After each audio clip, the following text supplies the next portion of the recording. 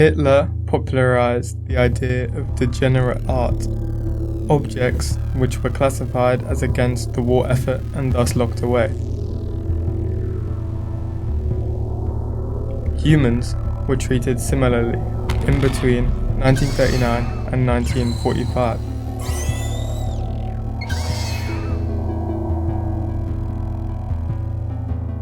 More than 250,000 German prisoners of war were held in Britain, many of which were civilians fleeing the Nazi prosecution.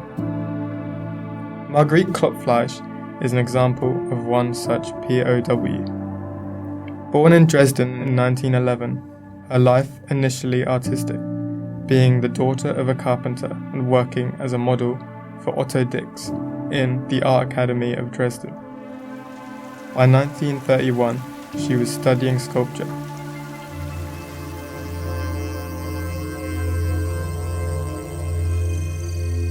And by 1933, with Hitler gaining power, she fled to Prague in the Czech Republic.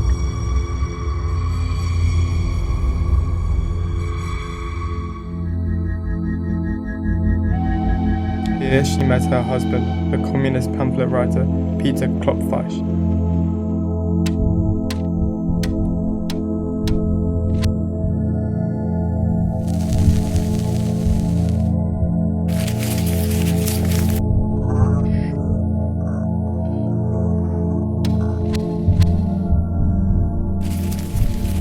Soon, however, the Nazis followed them into Prague.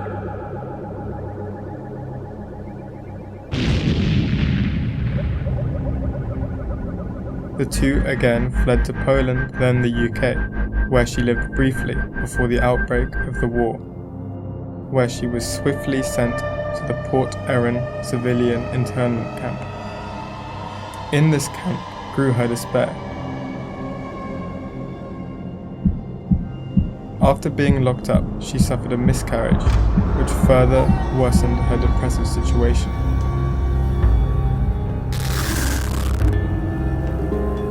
As an artist, this intense emotion was driven into a creative piece of work. Despair. Luckily, her time in prison was cut short, and in 1941 was released. Like 24,000 other German POWs, she stayed in England and began practicing as a sculptor. By 1960, her, Peter, and her two kids returned to Dresden. Her art wasn't accepted, and she was refused entry to the Dresden Art Union due to the communist GDR leaders. Once again, intense emotion was driven into a creative process, and in 1981 she exhibited a successful show. Like all great artists, she was appreciated too late. She died from ailments caught in the 70s in 1982. Her story acts as a portrait of the hundreds of artists imprisoned in civilian camps, which own creativity kept them sane.